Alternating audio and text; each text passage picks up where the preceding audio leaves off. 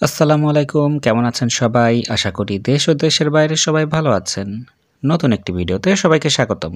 আজকে আপনাদের কামারপাড়া থেকে ধৌরের মোড় পর্যন্ত আশুলিয়া এলিভেটেড এক্সপ্রেসওয়ের সর্বশেষ অবস্থা দেখাবো। এদিকে দেখতেই পাচ্ছেন র্যাম্পের পিলারগুলোতে গার্ডার স্থাপন করা হয়েছে। গতবার যখন এখানে এসেছিলাম তখন ডান পাশের র্যাম্পের কিছু অংশে গার্ডার স্থাপন করা হয়েছিল।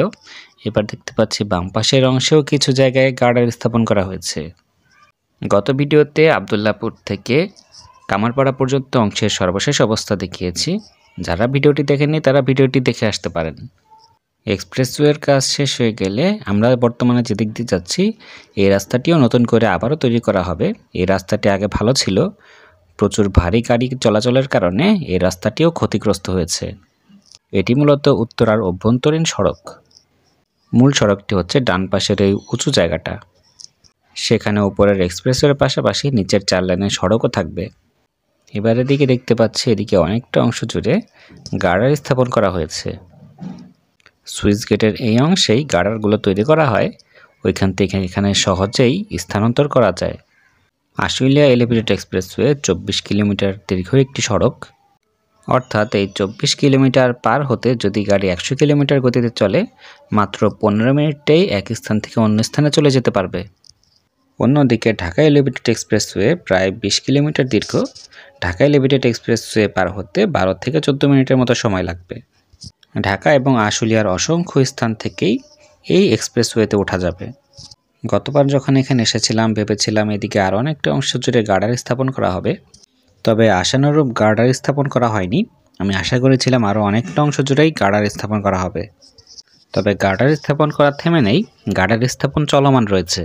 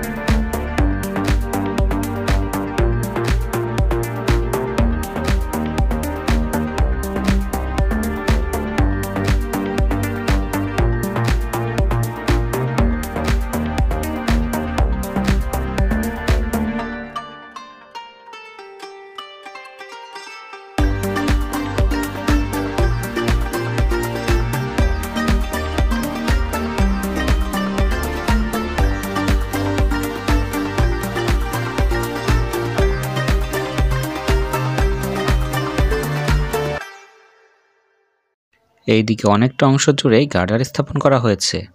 পাশেই দেখতে পাচ্ছেন এদিকে বালু ফেলা হয়েছে নতুন রাস্তা নির্মাণের জন্য। এদিকে প্রত্যাশা সেতুর কাজ অনেকটাই শেষ, তবে শেষ মুহূর্তে এসে কাজ অনেকটাই বিলম্ব হচ্ছে। এক্সপ্রেসওয়ের গার্ডার স্থাপনের পাশাপাশি উপরের অংশ কাজ চলছে। মনে করা হচ্ছে এক্সপ্রেসওয়ে চালুর পর নিচের রাস্তা পুরোটাই ফাঁকা থাকবে।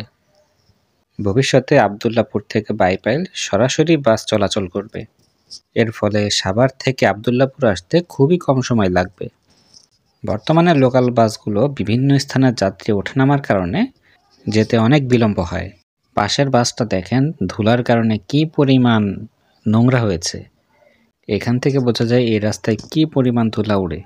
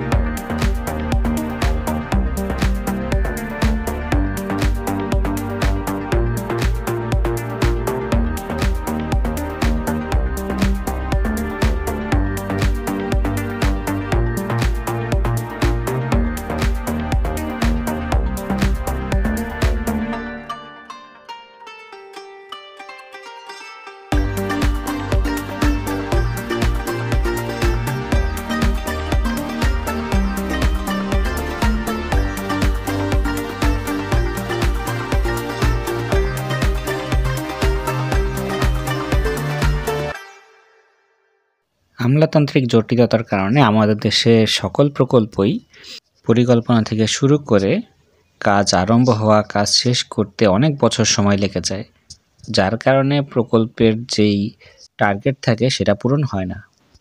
আমাদের দেশের মানুষের আর্থিক অবস্থা খুব একটা ভালো না, তারপরেও ঢাকা শহরে গাড়ির চাপে আপনারা যানজটের মুখে পড়েন। ভবিষ্যতে যখন মানুষের আর্থিক অবস্থা ভালো হবে তখন আরও বেশি গাড়ি রাস্তায় নামবে, যার কারণে এক্সপ্রেসওয়ে তৈরির কোনো বিকল্প নেই। আপনারা জানেন কেরানীগঞ্জেও একটি ফ্লাইওভার রয়েছে, যার দৈর্ঘ্য হওয়ার কথা ছিল প্রায় 13 কিলোমিটার। সেটি আংশিক নির্মাণ কাজ সম্পন্ন হওয়ার পর এখন বন্ধ রয়েছে। ওই ফ্লাইওভারটি ঢাকা মাওয়া এক্সপ্রেসওয়ের ওই স্থান থেকে মতিঝিল পর্যন্ত হওয়ার কথা ছিল।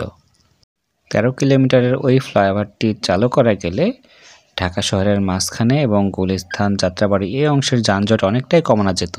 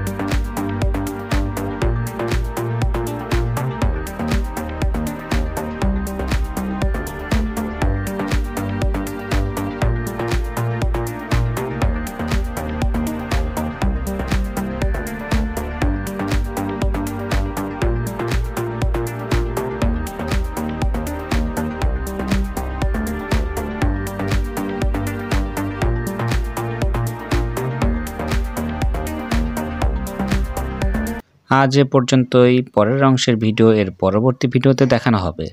ভিডিও ভালো লাগলে একটা লাইক দিবেন, পরবর্তী আপডেট পেতে সাবস্ক্রাইব করবেন। যারা আমার আগের ভিডিও দেখেননি তারা আমার আগের ভিডিও দেখতে পারেন।